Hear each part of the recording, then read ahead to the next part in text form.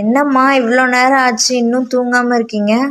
ஆமாப்பா, நேற்று நம்ம நவதானிய மால் ரெடி பண்ணோம்ல, ப்ரோட்டீன் போடுறது. பார்த்தீங்கன்னா நேற்று ஆர்டர் கொடுத்தவங்களுக்குலாம் காலையில் டெலிவரி கொடுக்கணும்ப்பா, அதுக்காக தான் பேக் பண்ணிக்கிட்டு இருக்கேன்.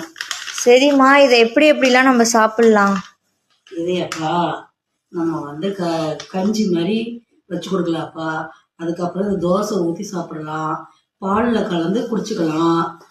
அப்புறமா பார்த்தீங்கன்னா இதில் புட்டு, இடியாப்பம் இதெல்லாம் கூட செஞ்சுக்கலாம்ப்பா. இது நம்ம வந்து சுகர் ஃப்ரீயாக தான் கொடுக்குறோம். இதை வந்து நம்ம பல விதமாக யூஸ் பண்ணிக்கலாம்ப்பா. இதில் நிறைய சத்துக்கள் இருக்குது. நம்ம நினச்சிக்கிறோம் சிக்கனில் மட்டனில் தான் புரத சத்து இருக்குன்னு.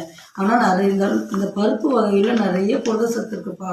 இதில் நம்ம நிறைய பருப்பு வகைகளும் நட்ஸும் சீட்ஸு எல்லாம் கலந்துருக்கோம்.